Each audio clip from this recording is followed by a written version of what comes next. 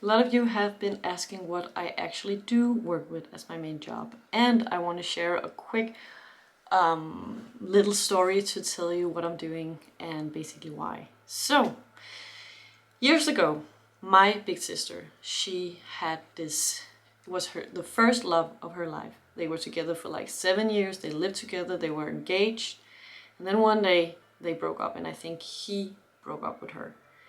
And I remember when I heard it, I was devastated on her behalf, because I was like, oh my God, she must be so depressed and down, because every time I had an experience with anybody, like I dated, didn't want to date me anymore, or somebody broke up with me, I would just be straight up depressed.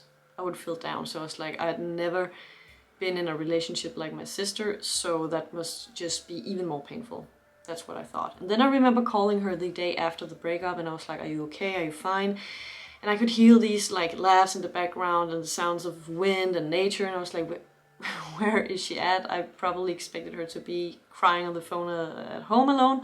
And then she was like, oh, but I'm outside, I'm playing golf with one of my friends.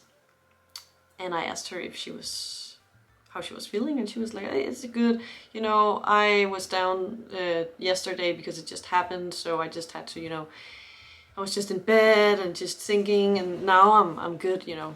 And after that, she was actually fine, and I just couldn't comprehend how her experience could be that different from mine, because I just assume that when you break up or somebody break up with you, it's just inherent to have massive heartbreak. And I thought the heartbreak was about somebody you really liked leaving you, and now you're unhappy because you don't have them in your life. But what I found was that it was nothing like that. So if we move forward to today, then about a year ago, year and a half, I took this, started on this education, because I found out that if you change beliefs, if you delete mental programming, you also delete the symptoms of it. So for example, if you feel like you're not good enough, you delete that belief that you have created once you were very young, and then the thoughts that actually came from that belief, I'm not good enough, also just automatically stops, because our thoughts are actually generated from our beliefs. So we delete a program and we delete the symptoms. So I also deleted every thought that was about me not being good enough, and all the feelings of not being good enough, because the feelings came from the thoughts, and the behavior comes from what we feel and what we think. So I also started to behave another way, and I was like, this is amazing. I got rid of a lot of anxiety and depression and all that jazz. But what's interesting here is that when I took the education, I learned that there is something called survival strategies. And this is where heartbreak comes in. And it completely changed my perception of heartbreak and also approach to it. It's basically something you can just delete, so you don't experience it that way anymore, because it's not about somebody leaving you, it's about what that triggers in you that was already there. And it's actually quite simple. So let me give you an example. A lot of people, when they're very young, we're just all about our survival. So we're like, me, me, me, me, me. What does everything mean about me? Because if things mean something about me, I will know how I should behave to make sure that people will take care of me, because I can't survive on my own. I'm very young, I'm very little, like I'm not fully developed yet, right?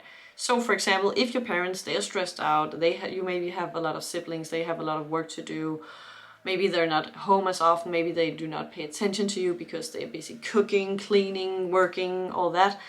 And then you see that and you might get rejected, and you think like, okay, what does that mean about me that they behave that way?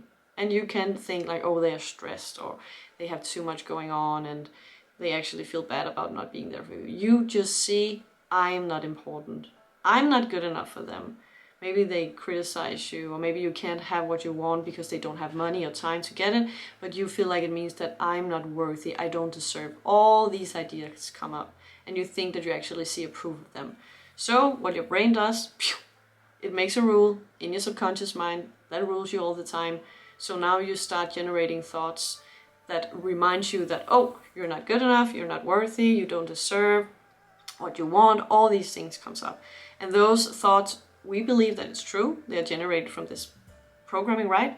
So they create this feeling of not being good enough, not being important, not being worthy, and it hurts, and then we behave accordingly to what we feel and think is true.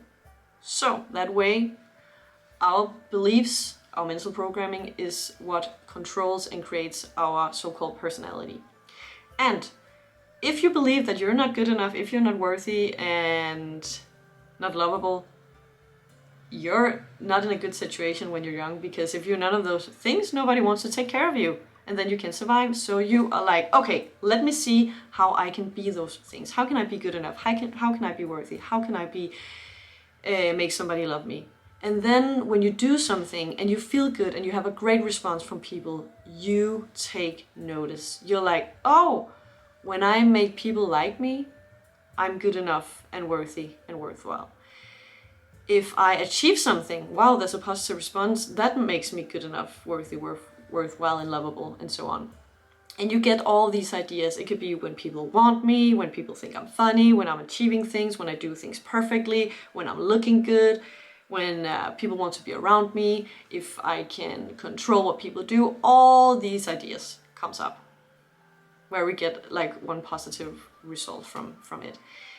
And when we focus back on the thing about a heartbreak, when you have a partner, you have somebody who wants you, or at least they have chose you, right? They are with you, they give you attention, they say they love you. So basically you get a lot of survival strategies covered.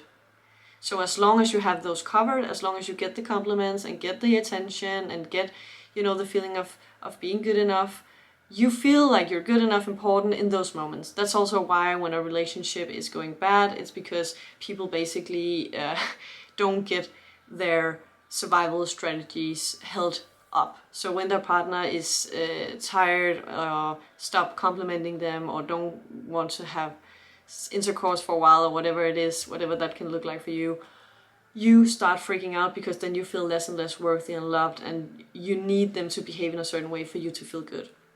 So when a person then says, I want to break up with you, I think this relationship should end, all those survival strategy beliefs, all those things that made you worthy, lovable, worthwhile, important, gets ripped away from you in one moment, and you're just there by yourself with all your negative self-beliefs that was already there before this relationship even happened, but now they are just revealed.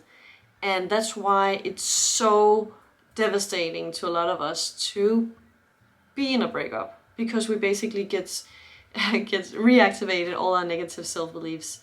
And then it takes us some time. A lot of people, they can't heal before they are in a new relationship, and they go to one quickly to get it back. Somebody wanting me, somebody loving me, somebody liking me, because then we get covered up from all the bad self-beliefs.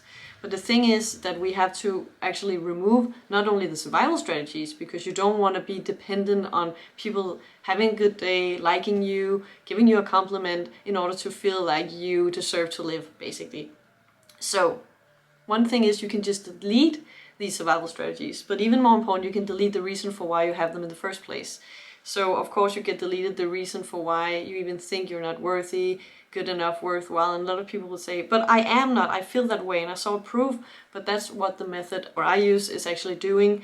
When you realize, go through the process and realize that what you think you saw and experienced was actually never true, your subconscious mind just spits it out. And it doesn't mean that you will become an arrogant, weird person. It actually means that you will become just a happier, more authentic person. Because if you think about it, when you were born, you didn't have any beliefs, and you were not embarrassed if you had to pee in your pants or throw up, or when you wanted love or food or anything, you just screamed without being like, oh, what if somebody thinks I'm this and that. You were just free. The point is just that the heartbreak was never about somebody leaving you, and them getting back to you is actually not the solution, because another person can never really continue to provide you what you need in order to keep those survival strategies, beliefs going. So the point of this is actually just saying what I work with is removing people's beliefs so that they can be free of whatever is limiting them. And I specifically choose the niche of heartbreak because I feel like that has been one of the worst parts of my life. And when I figure out that it could basically just, it was just basically some mental programming that could be deleted, and then everything that came with the heartbreak pain and the issues in relationships that's also a symptom of beliefs just wasn't there anymore. And since I had those things removed, I haven't had the problem in all my relationships, not only my relationship to my boyfriend, but all my relationships to everyone, even most of all myself, have completely changed. And I feel like everyone deserves that. And I had no idea that that was actually the root of heartbreak, and that it was actually possible to just delete it.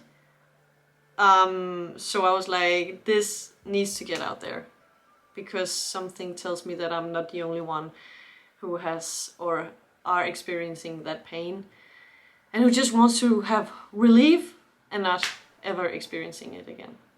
So yeah, I will leave a link in the video description to, I have like a Facebook page where you can follow what I'm doing, and also website link.